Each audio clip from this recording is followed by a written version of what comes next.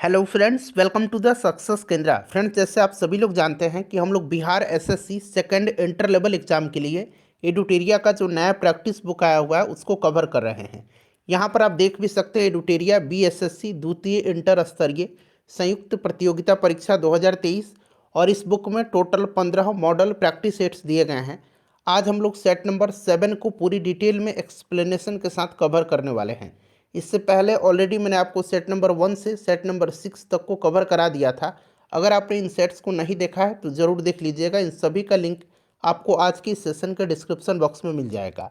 Friends, अगर आप channel पर पहली बार विजिट कर रहे हैं और Bihar SSC second inter level exam की बेहतरीन तरीके से तैयारी करना चाहते हैं तो चैनल को सब्सक्राइब कर लीजिए और जो बगल में बेल आइकन है, घंटी का निशान है, उसको भी ज़रूर दबा लीजिएगा ताकि जब भी BSSC second inter level exam से संबंधित कोई भी इंपॉर्टेंट वीडियो अपलोड किया जाए तो उसका नोटिफिकेशन सबसे पहले आपके पास पहुंच जाए।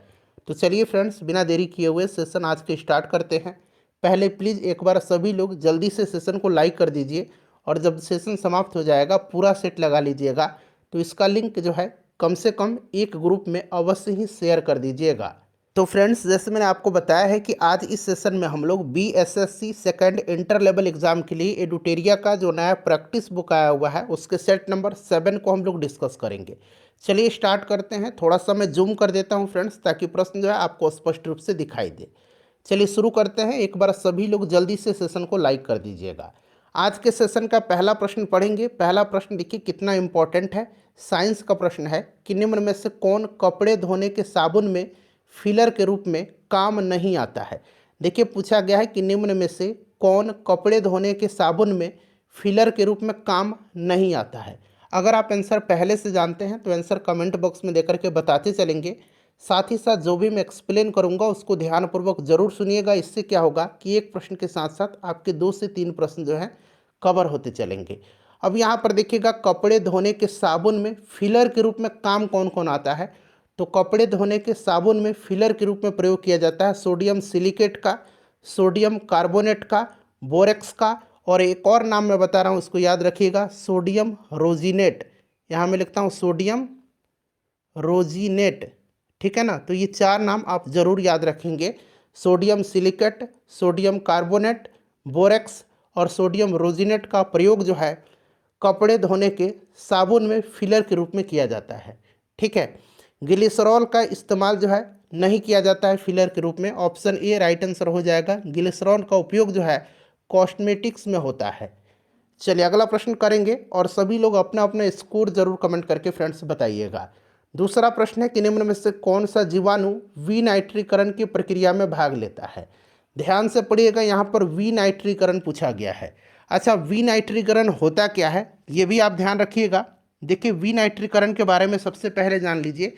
विनाइट्रीकरण एक अवायवीय प्रक्रिया है जो नाइट्रेट को नाइट्रोजन गैस में परिवर्तित करती है और इस प्रकार जैव अनुपलब्धता नाइट्रोजन को समाप्त कर देती है और इसे वायुमंडल में वापस लौटा देती है। क्लियर ना। और देखिए फ्रेंड्स, इसमें जो होगा आपका पूछा गया है कि कौन सा जीवाणु विनाइट्रीकरण की प्रक्रिया में भाग लेता है। तो इसमें से आपका सूडोमोनास हो जाएगा। ऑप्शन सी यहाँ पर राइट आंसर हो जाएगा। यहाँ पर देखिएगा राइजोबियम आप लोग सोच रहे होंगे, तो राइजोबियम जो होता है ये मटर कुल के पौधे के जड़ों में पाया जाता है और यह वायुमंडलीय नाइट्रोजन का स्थिरीकरण करता है। यहाँ पर देखिए एजेटोबैक्टर है। एजेटोबैक्टर ये क्या है, तो एजेटोबैक्टर और क्लोस्ट्रोडियम, यहाँ मैं लिख देता हूँ क्लोस्ट्रोडियम डीयम। ठीक है ना। एजेटोबैक्टर और क्लोस्ट्रोडियम जो है यह जीवाणु स्वतंत्र रूप से मिट्टी में निवास करते हैं और मिट्टी के कणों के बीच स्थित नाइट्रोजन का स्थिरीकरण करते हैं। ठीक है ना। चलिए, तो स्थिरीकरण करता है ये एजेटोबैक्टर। नेक्स्ट क्वेश्चन हो जाएगा हमारा कि निम्न में से किस विटामिन को थायमिन कहा जाता है। अब देखिए फ्रेंड्स, विटामिन जिसको थायमिन कहा जाता है, तो देखिए विटामिन B1 को जो है थायमिन कहा जाता है। विटामिन बी कहिए या B1 कहिए, इसको थायमिन कहा जाता है। विटामिन B2 को राइबोफ्लेविन कहा जाता है। ठीक है ना, आपको याद भी होगा। यहाँ पर देखिए विटामिन B2 दिया गया है। विटामिन B6 को क्या कहा जाता है, पायरिडॉक्सिन कहा जाता है। और विटामिन B12 जिसमें कोबाल्ट पाया जाता है इसको साइनोकोबालामिन कहा जाता है। अगला प्रश्न है कि दाब बढ़ाने पर बर्फ का गलनांक क्या होगा।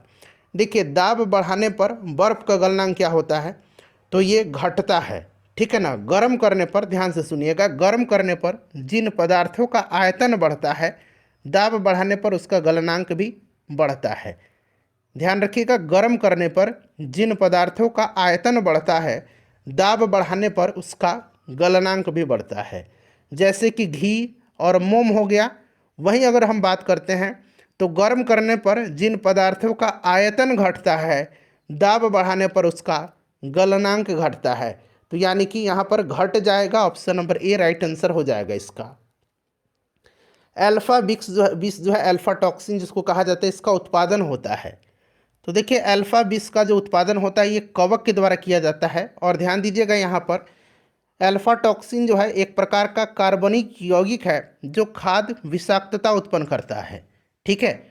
तो कवक हो जाएगा। अच्छा, बात करते हैं कवकों का अध्ययन क्या कहलाता है, तो इसको माइकोलॉजी कहा जाता है। कवकों का अध्ययन क्या कहलाता है, ये माइकोलॉजी कहलाता है।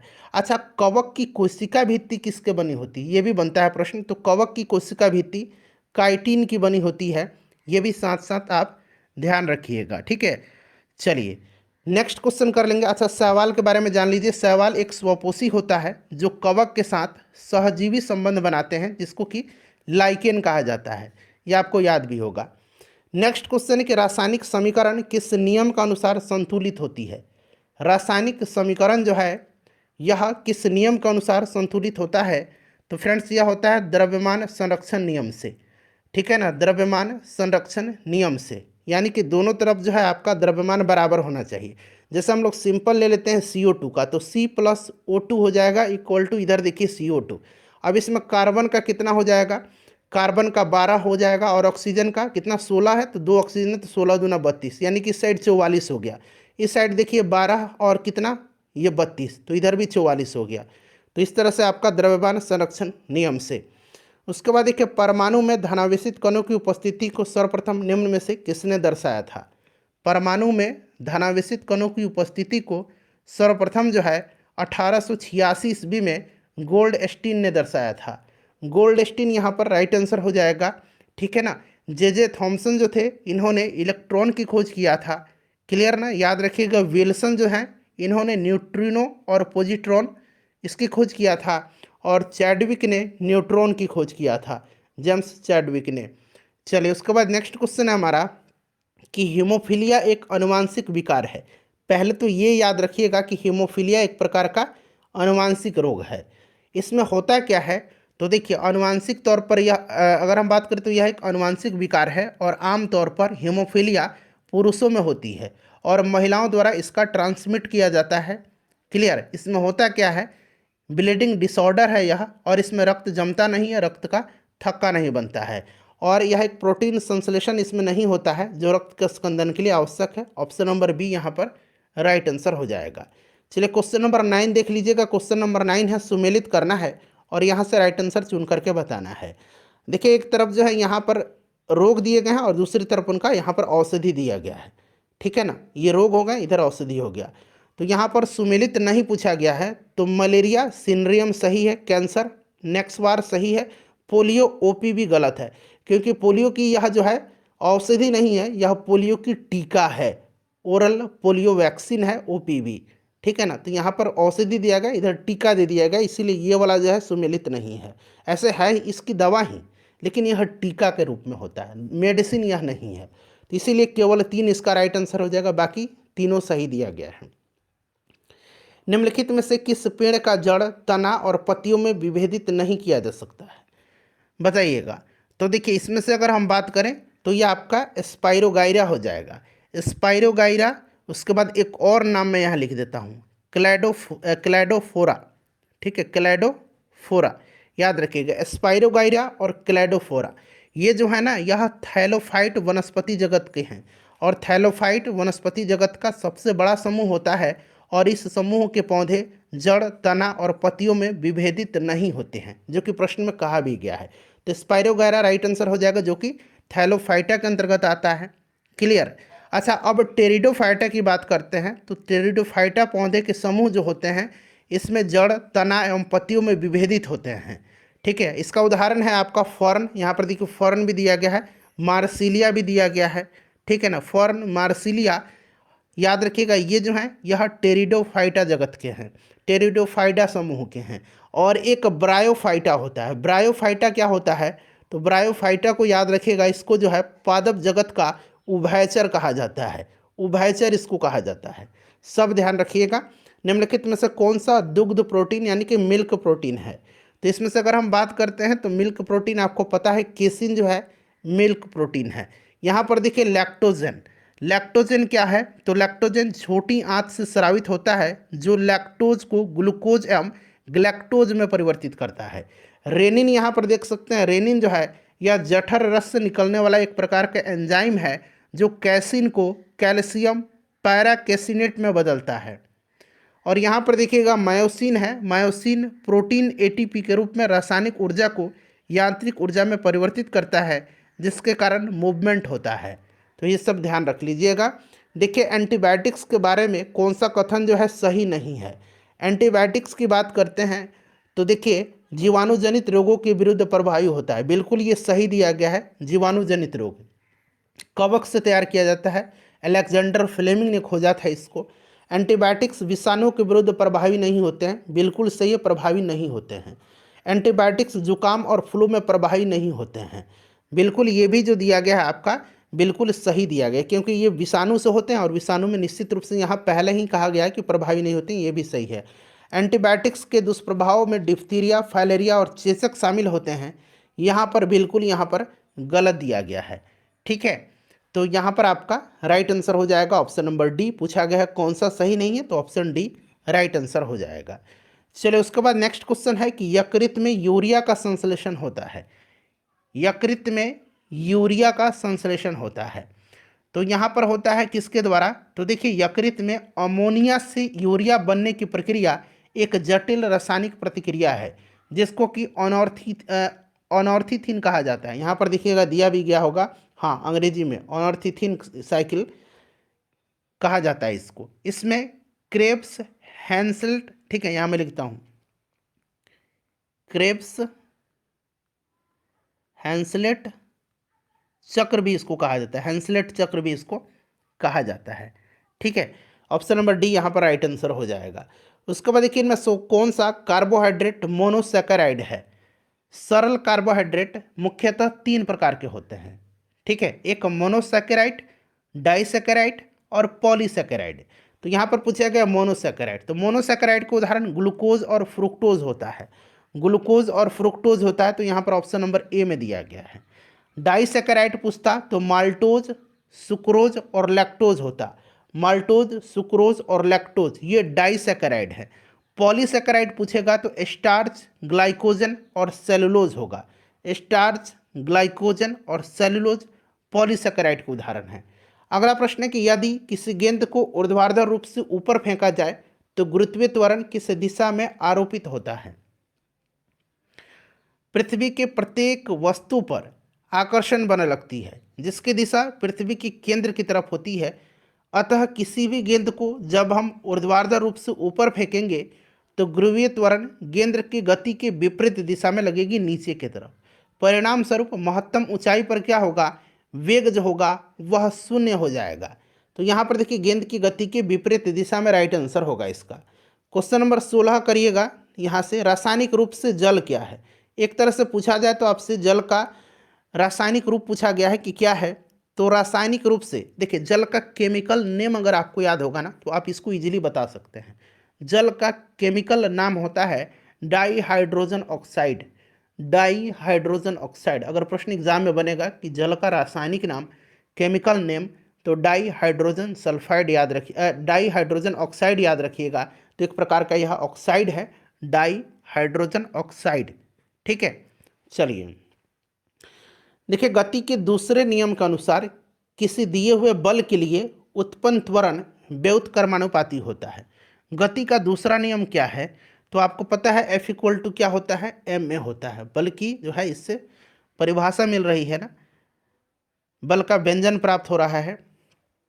चलिए अब यहाँ पर देखिएगा आपका F इक्वल टू ma। अब यहाँ पर आप ध्यान देंगे कि गति के दूसरे नियम से किसी दिए गए बल के लिए त्वरण वस्तु के द्रव्यमान के वस्तु के द्रव्यमान के, ठीक है, वस्तु के द्रव्यमान के व्युत्क्रमानुपाती होता है, क्योंकि यहाँ ए इक्वल टू क्या हो जाएगा, एफ अपॉन एम हो जाएगा, यही हो जाएगा ना, बल बटा द्रव्यमान हो जाएगा, तो व्युत्क्रमानुपाती हो जाएगा। ऑप्शन डी में दिया गया है, ठीक है। चलिए उसके बाद देखिएगा कि अनुप्रस्थ तरंग क्या है। अनुप्रस्थ तरंग क्या है, तो देखिए अनुप्रस्थ तरंग जो होता है इसमें माध्यम के कण तरंग जो संचरण होता है उसकी दिशा के लंबवत कंपन करते हैं। तो यहाँ पर देखिएगा इन तरंगों में माध्यम के कण तरंगों के संचरण की दिशा के लंबवत दिशा में कंपन करते हैं। Option number A right answer हो जाएगा। और ये श्रृंग और गर्त के रूप में आगे बढ़ते हैं, आपको भी पता होगा श्रृंग और गर्त के रूप में ये आगे बढ़ते हैं। चलिए उसके बाद नेक्स्ट क्वेश्चन हो जाएगा हमारा, और अनुप्रस्थ तरंग है, ध्यान रखिए यहाँ अनुदैर्ध्य तरंग दिया गया, गलत है जो कि। चलिए वायु में सल्फर डाइऑक्साइड द्वारा प्रदूषण का सूचक क्या है। वायु प्रदूषण का सूचक आपको पता है लाइकेन है, और लाइकेन क्या है, लाइकेन कवक और शैवाल का सहजीवी होता है, ठीक है, जो वायु में सल्फर डाइऑक्साइड द्वारा प्रदूषण का सूचक होता है। तो यहाँ पर देखिएगा लाइकेन हो जाएगा। देखिए कटहल के खाने योग्य भाग क्या है, कटहल का खाने योग्य भाग, वैज्ञानिक नाम इसका याद रखिएगा क्या है, आर्टोकार्पस हेट्रोफिलस, यहाँ मैं लिखता हूँ आर्टोकार्पस हेट्रोफिलस, ठीक है ना। और देखिए इसका खाने योग्य भाग जो होता है वो आपका सहपत्र, परिदलपुंज और बीज होता है। तो यहाँ पर सहपत्र और परिदलपुंज दिया गया है, बीज भी ध्यान रखिएगा। चलिए 21 नंबर क्वेश्चन करेंगे कि निम्नलिखित में से कौन सा विद्युत चुंबकीय तरंगों का गुण नहीं है, नहीं पूछा गया है। तो देखिए विद्युत चुंबकीय तरंग व्यक्तीकरण और विवर्तन नहीं दिखाती हैं, तो ऑप्शन नंबर यहाँ पर जो है ए राइट आंसर हो जाएगा, नहीं दिखाती हैं दिया गया है, तो यहाँ पर option number D right answer हो जाएगा, ठीक है। चलिए कौन सा कथन सही नहीं है, तो यहाँ नहीं दिया गया, इसीलिए ये वाला कथन सही नहीं है। चलिए उसके बाद नेक्स्ट क्वेश्चन कर लेंगे। अगला प्रश्न है हमारा कि रसायन प्रयोगशाला में उपयोग में लाए जाने वाले लिटमस जो होता है ये प्राप्त किया जाता है, बताइए। राइट आंसर इसका क्या हो जाएगा, यहाँ पर कंफ्यूजन होगा ना, तो आपको तो देखिए क्लियर करता हूँ मैं। विद्युत चुंबकीय तरंग क्या है, विद्युत चुंबकीय तरंग जो होती हैं ये गामा, एक्स, यूवी ये सब होती हैं, ठीक है। और विद्युत चुंबकीय तरंग व्यतिकरण और विवर्तन, परावर्तन, अपवर्तन, वर्ण विक्षेपण, ध्रुवीकरण ये सब गुण प्रदर्शित करते हैं, ठीक है ना। तो यहाँ पर नहीं दिया गया है, इसीलिए ये वाला गलत हो जाएगा, तो गलत ही तो पूछा गया है। चलिए रसायन प्रयोगशाला में उपयोग में लाया जाने वाला लिटमस प्राप्त किया जाता है, तो फ्रेंड्स यह रोसेला नामक लाइकेन से लिटमस प्राप्त किया जाता है, रोसेला नामक, ठीक है ना। तो यहाँ लाइकेन दिया गया, option number B right answer हो जाएगा।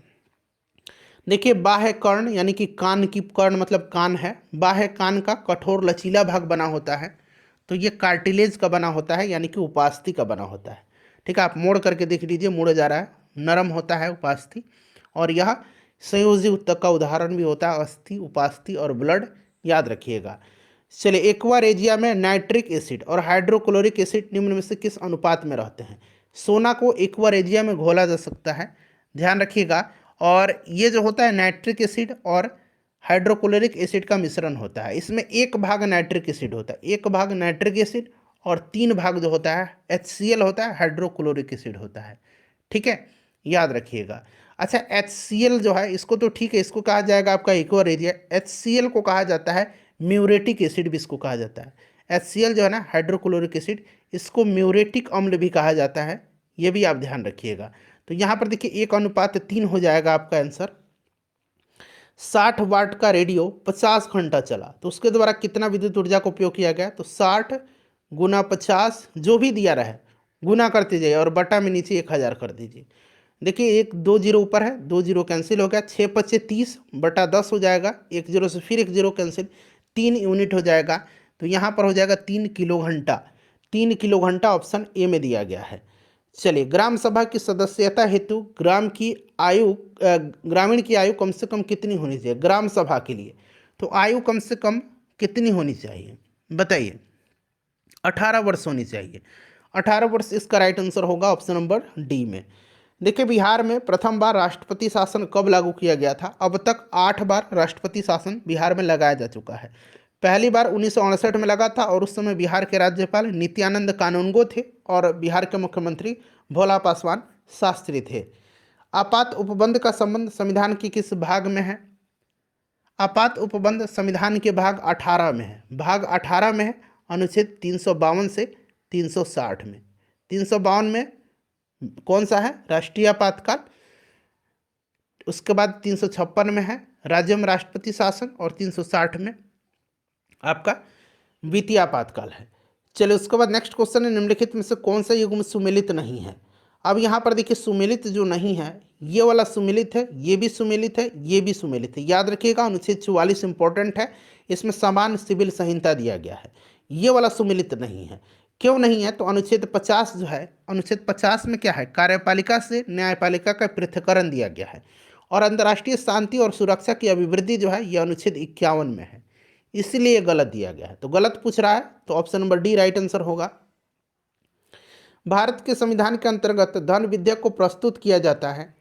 तो धन विधेयक को प्रस्तुत किया जाता है, संविधान के अनुच्छेद 109(1) में कहा गया है कि धन विधेयक राज्यसभा में पुनः स्थापित नहीं किया जाएगा, अतः धन विधेयक केवल लोकसभा में प्रस्तुत किया जाता है। ऑप्शन ए राइट आंसर हो जाएगा। ठीक है, चलिए, उसके बाद अगला प्रश्न है कि लोक लेखा समिति अपनी रिपोर्ट किसे सौंपती है? तो लोक लेखा समिति अपनी रिपोर्ट लोकसभा के स्पीकर को, लोकसभा के अध्यक्ष को सौंपती है।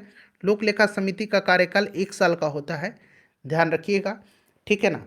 चलिए, उसके बाद देखिएगा, और लोक लेखा समिति में 22 सदस्य होते हैं, 15 लोकसभा से और 7 राज्यसभा से। निम्नलिखित में से किसने राष्ट्रपति नियुक्त होने से पूर्व उपराष्ट्रपति पद पर कार्य नहीं किया? तो इसमें से कौन से हैं? तो आपका नीलम संजीव रेड्डी हैं, जिन्होंने उपराष्ट्रपति के पद पर कार्य नहीं किया। नीलम निर्विरोध चुने जाने वाले पहले राष्ट्रपति हैं। मौलिक अधिकारों एवं अल्पसंख्यकों हेतु संविधान सभा द्वारा गठित समिति के अध्यक्ष कौन थे? तो देखिए, मौलिक अधिकार और अल्पसंख्यक हेतु समिति एवं प्रांतीय संविधान समिति, इसके अध्यक्ष सरदार वल्लभ भाई पटेल जी थे। ऑप्शन डी यहाँ पर राइट आंसर हो जाएगा। किस वर्ष यूरोप में अंग्रेजों एवं फ्रांसीसियों के मध्य सप्तवर्षीय युद्ध हुआ था? यानी कि 7 वर्ष का युद्ध, 7 ईयर वार। तो फ्रेंड्स, यह हुआ था 1756 से 1763 तक चला था। देख लीजिए, 7 वर्ष का। तो ऑप्शन नंबर यहाँ पर बी राइट आंसर हो जाएगा। और देखिए, यूरोप में यह युद्ध प्रारंभ होने से भारत में भी अंग्रेज और फ्रांसीसी के मध्य तीसरा कर्नाटक युद्ध हुआ था, और इस युद्ध में पराजित होकर फ्रांसीसी भारत में प्रभावहीन हो गए थे। हिंदी भाषा के प्रथम समाचार पत्र का प्रकाशन किस स्थान से हुआ था? तो पहला जो है समाचार पत्र, ये उदांत मार्तंड था। ठीक है ना, यहाँ मैं लिखता हूँ, नाम याद रखिएगा, उदांत मार्तंड था। और इसका प्रकाशन 1826 में जुगल किशोर शुक्ला ने किया था, कोलकाता से। चलिए, उसके बाद नेक्स्ट क्वेश्चन है 36 नंबर, कि निम्नलिखित में से किस संस्था का गठन दादा भाई नौरोजी ने नहीं किया था? तो देखिए, यहाँ पर लंदन इंडिया सोसाइटी की स्थापना इन्होंने किया था 1865 में, सही है। ईस्ट इंडिया एसोसिएशन की भी स्थापना 1866 में दादा भाई नौरोजी ने किया था। बॉम्बे एसोसिएशन यहाँ पर देख सकते हैं, 1852 में इसकी स्थापना हुई थी और संस्थापक सदस्य में दादा भाई नौरोजी थे, इसलिए ये भी है। बॉम्बे प्रेसिडेंसी एसोसिएशन में नहीं थे। बॉम्बे प्रेसिडेंसी एसोसिएशन की स्थापना 1885 में जो है बदरुद्दीन तैयब जी, केटी तेलंग और फिरोज शाह मेहता ने किया था। नेक्स्ट क्वेश्चन हमारा कि निम्नलिखित में से कौन सा कार्य 1931 के भारतीय राष्ट्रीय कांग्रेस के कराची अधिवेशन में हुआ था? बताइएगा। तो मौलिक अधिकारों का प्रस्ताव पारित हुआ था और इसकी अध्यक्षता सरदार पटेल जी ने किया था। आर्थिक नीति का प्रस्ताव भी इसमें पारित किया गया था। ठीक है ना, आर्थिक और मौलिक अधिकार और आर्थिक कार्यक्रम से संबंधित प्रस्ताव पारित किए गए थे, सही है। और गांधी यूरेन समझौते का अनुमोदन भी किया गया था, तो ये भी है। तो पूरा हो जाएगा 1, 2, 3 right answer. Option number D में दिया गया है। देखिए, कांग्रेस का सूरत विभाजन के समय भारत का वायसराय कौन था? सूरत विभाजन 1907 में हुआ था और इस अधिवेशन की अध्यक्षता रास बिहारी घोष ने किया था। उस समय लॉर्ड मिंटो था। ठीक है, लॉर्ड मिंटो, यहाँ पर देखिए राइट आंसर हो जाएगा ऑप्शन नंबर बी में। उसके बाद नेक्स्ट क्वेश्चन है कि बिहार में निम्नलिखित में से किस आंदोलन के दौरान छात्रों द्वारा स्वराज ट्रेन का संचालन किया गया था। स्वराज ट्रेन का संचालन किया गया था भारत छोड़ो आंदोलन के दौरान। ठीक है, इसके दौरान बिहार में एक विशेष घटना घटित हुई थी और यहाँ के छात्रों द्वारा कुछ रेलगाड़ियों पर कब्जा किया गया था। क्यों? तो इसका उपयोग आंदोलन के प्रचार प्रसार हेतु किया गया था और इन ट्रेन जो था इनको स्वराज ट्रेन नाम दिया गया था। तो भारत छोड़ो आंदोलन हो जाएगा। निम्नलिखित में से किस मुगल शासक ने दो अस्पा और सिंह अस्पा की उपाधि जो है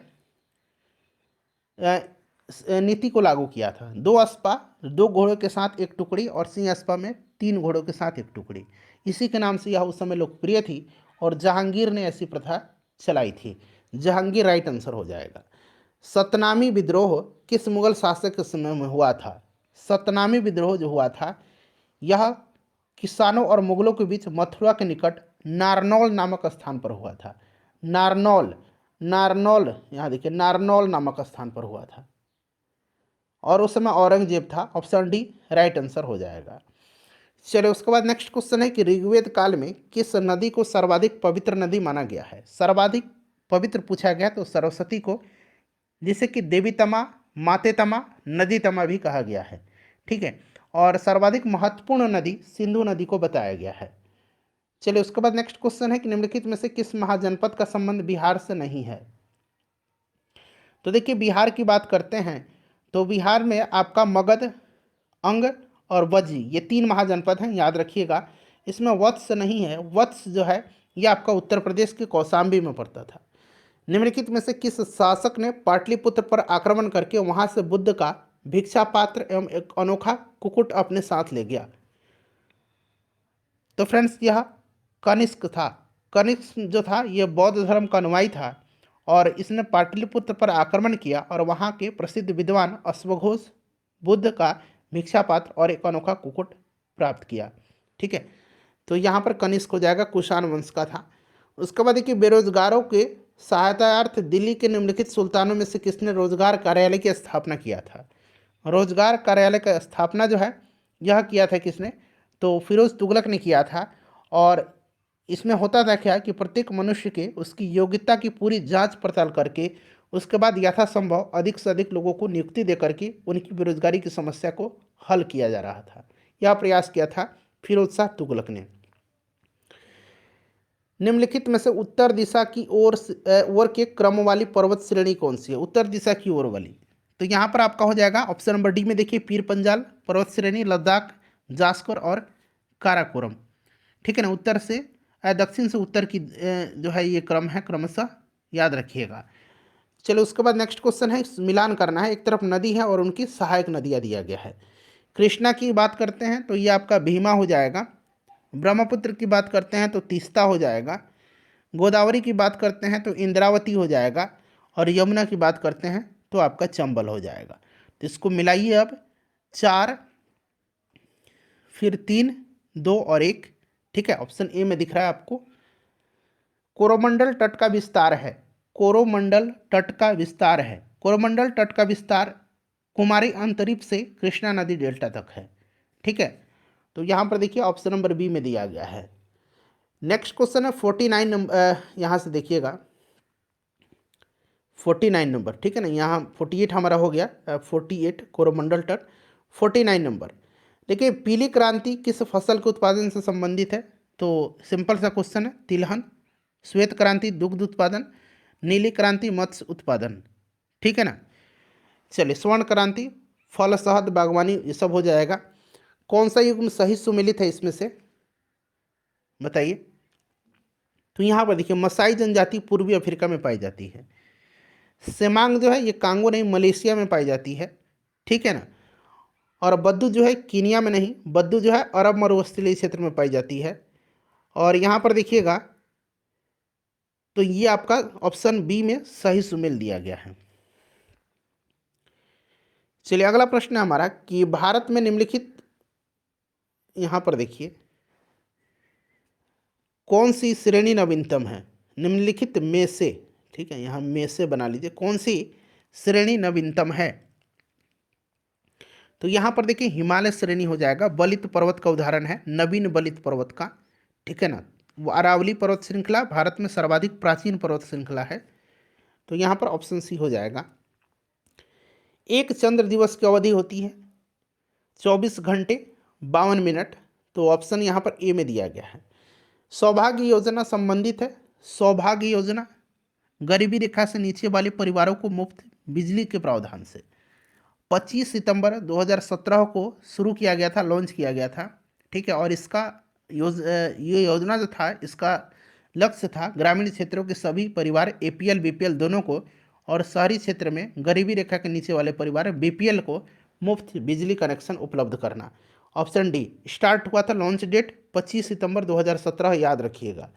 अटल नवप्रवर्तन यानी कि इनोवेशन मिशन किसके अधीन स्थापित किया गया था? अटल इनोवेशन मिशन। तो यह नीति आयोग के, ठीक है ना, और 2015 के बजट में जो है इसकी घोषणा किया गया था, ध्यान रखिएगा। और इसका उद्देश्य देश भर की स्कूल, विश्वविद्यालय, अनुसंधान संस्थान, एमएसएमई क्षेत्र और औद्योगिक स्तरों पर नवाचार और उद्यमिता को बढ़ावा देना और बेहतर वातावरण बनाना है। तो यहाँ पर राइट आंसर इसका ऑप्शन नंबर सी हो जाएगा। निम्नलिखित सूचकांकों में से कौन सा मानव विकास सूचकांक की गणना में सम्मिलित नहीं किया जाता है? मानव विकास सूचकांक जो है यह यूएनडीपी के द्वारा जारी किया जाता है। और देखिए इसमें जो होता है, इसके तहत जो है स्वास्थ्य का आयाम का आकलन के समय जीवन प्रत्याशा, शिक्षा आयाम का आकलन, स्कूलिंग अवधि के माध्य और जीवन स्तर आयाम का आकलन प्रति व्यक्ति आय के आधार पर किया जाता है। इसमें सामाजिक असमानता नहीं है। भारत में सेवा कर किसकी सिफारिश पर लागू किया गया था? तो भारत में सेवा कर जो है यह किसकी सिफारिश पर? तो राजा जे चलैया समिति की संस्तुति पर सेवा कर को 1994-95 में केंद्रीय बजट से प्रारंभ किया गया था। और वर्तमान में सेवा कर का वस्तु और जो सेवा कर है जीएसटी में विलय किया गया है। तो यहाँ पर राजा जी चलैया समिति, याद रखिएगा। भारत में नाबार्ड बैंक पुनर्वित्त उपलब्ध नहीं करवाता है। तो ये निर्यात आयात बैंकों को, ठीक है, एक्सपोर्ट इंपोर्ट बैंक को। उसके बाद चलिए अगला क्वेश्चन है कि सबसे अधिक स्थिर पारिस्थितिकी तंत्र कौन सा है इसमें से? तो इसमें से अगर हम बात करते हैं तो महासागरीय पारिस्थितिकी तंत्र हो जाएगा राइट आंसर। ऑप्शन नंबर यहाँ पर ए करेक्ट आंसर हो जाएगा। ठीक है, सबसे अधिक स्थिर यह पारिस्थितिकी तंत्र है। चलिए उसके बाद इनमें से कौन सा खाद्य श्रृंखला का निर्माण करता है? तो यहाँ पर देखिए घास, घास को बकरी, बकरी को आदमी खाया, ये वाला खाद्य श्रृंखला सही है। मिलान करना है राज्य और राष्ट्रीय उद्यान। तो उत्तराखंड में आपका हो जाएगा राजाजी राष्ट्रीय उद्यान, असम में मानस, उड़ीसा में सिमलीपाल और कर्नाटक में बांदीपुर। 2 4 3 1 राइट आंसर हो जाएगा option B. Bokaro steel plant की स्थापना किस वर्ष की गई थी? बोकारो स्टील प्लांट की स्थापना कब हुआ था? 1964 में। ठीक है, तो 1964 यहाँ पर राइट आंसर हो जाएगा। उस समय बिहार था यह, अब झारखंड कहलाता है। ठीक है, रूस के सहयोग से स्थापित किया गया था। किस देश की संसद का नाम फेडरल असेंबली है? अब यहाँ पर ध्यान दीजिएगा, फेडरल असेंबली जो है यह किस देश की संसद का नाम है? तो स्विट्जरलैंड की संसद का नाम फेडरल असेंबली है। तुर्की के संसद का नाम ग्रैंड नेशनल असेंबली है। मिस्र के संसद का नाम पीपुल्स असेंबली है। और फ्रांस के संसद का नाम नेशनल असेंबली है। तो ऑप्शन नंबर डी हो जाएगा, कोई नहीं। अगला प्रश्न है कि लाली वन्यजीव अभयारण्य किस राज्य में है? तो यह अरुणाचल प्रदेश में ब्रह्मपुत्र नदी के तट पर है, अरुणाचल प्रदेश। वन्यजीव सप्ताह मनाया जाता है। देखिए वन्यजीव दिवस एक पूछा जाता है, विश्व वन्यजीव दिवस। तो विश्व वन्यजीव दिवस 3 मार्च के दिन मनाया जाता है। विश्व वन्यजीव सप्ताह जो है यह अक्टूबर के पहले सप्ताह में मनाया जाता है, अक्टूबर के पहले सप्ताह में। किस राज्य सरकार द्वारा हमर बेटी हमर मान योजना की शुरुआत की गई है? तो महिलाओं को सशक्त बनाने के उद्देश्य से उन्हें कानूनी अधिकार, साइबर अपराध, यौन शोषण आदि विषयों में जानकारी उपलब्ध कराने हेतु इस योजना की शुरुआत छत्तीसगढ़ सरकार ने किया है। उसके बाद देखिए स्मोक एंड एसेस पुस्तक के लेखक कौन है? स्मोक्स एंड एसेस पुस्तक के लेखक हैं कौन? तो अमिताभ घोष हैं। ठीक है, अमिताभ घोष, ध्यान रखिएगा, इंपॉर्टेंट है। चलिए उसके बाद नेक्स्ट क्वेश्चन है हमारा कि कॉर्पेट 2023 सैन्य अभ्यास का आयोजन भारत और किन देश के मध्य हुआ है? तो भारत और थाईलैंड के मध्य में हुआ है, अंडमान सागर में। ठीक है, मध्य अंडमान सागर में। उसके बाद चलिए अगला प्रश्न करेंगे कि यहाँ पर देखिए, यहाँ पर है वैश्विक शांति सूचकांक 2022 में भारत का स्थान क्या है? वैश्विक शांति सूचकांक 2023 में भारत की रैंकिंग जो है वह 126 है। ठीक है ना, तो अब 126 याद रखिएगा। चलो उसके बाद अगला प्रश्न है कि 22वें विधि आयोग के अध्यक्ष किसे नियुक्त किया गया है। तो फ्रेंड्स यह चुना गया है ऋतुराज अवस्थी को।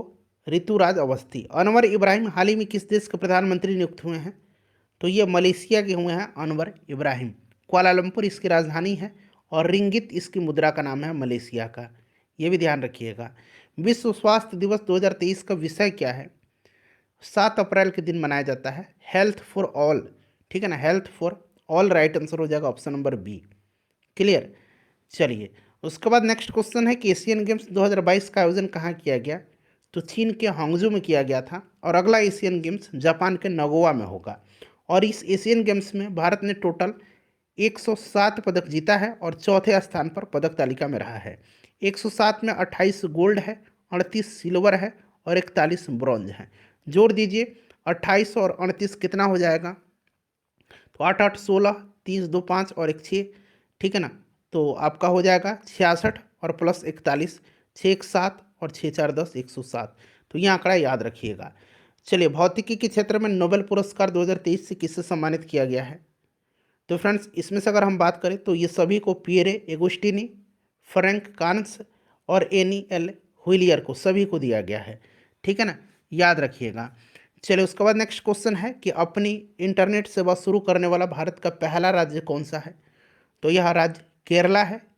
अगला प्रश्न है कि बजट 2023-24 में केंद्र सरकार ने देश के कितने ब्लॉकों में आकांक्षी ब्लॉक योजना कार्यक्रम की शुरुआत किया है। तो ये 500 ब्लॉक में। ठीक है ना, 500 ब्लॉक राइट आंसर हो जाएगा। फ्रेंड्स इस 75 प्रश्न में अपना स्कोर बताइएगा। वीडियो को लाइक करिएगा, शेयर करिएगा। बाकी आपको पता है कि आगे 76 से लेकर के 150 तक में मैथ और रीजनिंग के प्रश्न होते हैं।